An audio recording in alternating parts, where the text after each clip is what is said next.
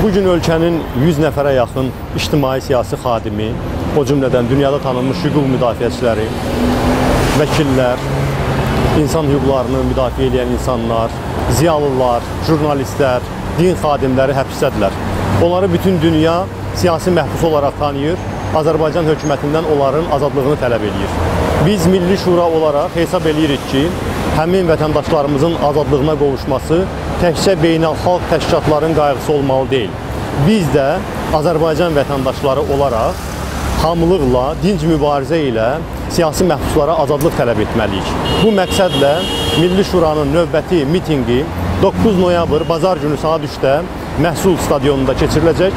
Onu da deyim ki, əvvəlcədən mitinq 10 noyabrda keçirilməsi nəzərdə tutulmuşdu.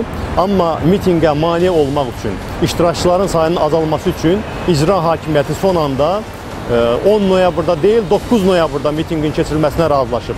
Biz də mitinqin keçirilməsi ilə bağlı qərarımızı təsdiq etmişik. 9 noyabrda mitinq olacaq. Bilmək lazımdır ki, əziz həmvətənlər, ölkənin çoxlu sayda problemləri yalnız siyasi məhbuslarla kifayətlənmir. Başqa çoxsaylı problemlərimiz var.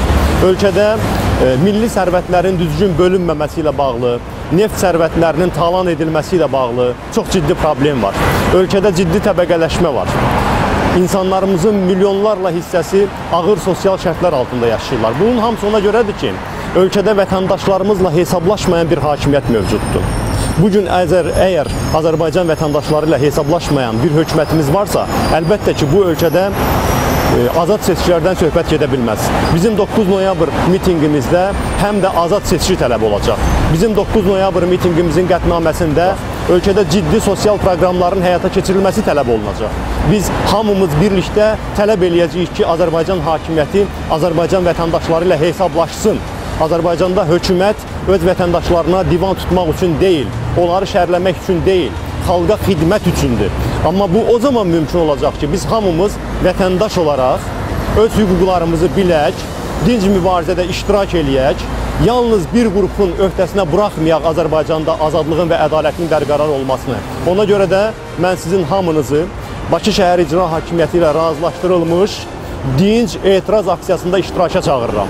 İştirak edəcəyiniz miting 9 noyabrda saat 3-də Məhsul stadionunda olacaq. Məhsul stadionunda hamımız birlikdə bayrağını Azərbaycanın milli bayraqları ilə bəzənmiş o izdihamlı mitingdə birlikdə qeyd edəcəyik. Sağ olun. Dəyərli dostlar, bilirsiniz ki, Demokratik Qüvvələrin Milli Şurası noyabr ayının 9-una gündüz saat 3-ə Məhsul stadionuna mitinq təyin etmişdir.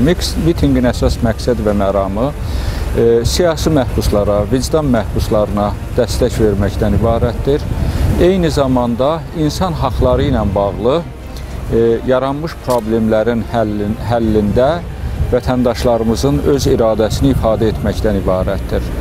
Bir sıra sosial tələblərin də mitinqdə səsləndiriləcəyi istisna edilmir. Ona görə də özün siyasi məhbusların müdafiəsində ifadə etmək istəyən hər kəsi, ilk növbədə gənclərimizi, tələbələrimizi, ziyalılarımızı, sadə vətəndaşlarımızı, mövqeyi olan vətəndaşlarımızı və eyni zamanda imanlı vətəndaşlarımızı da biz bu mitinqdə görmək istərdik. Gəlin, öz varlığınızı ifadə edin, siyasi məhbuslara dəstəyinizi ifadə edin və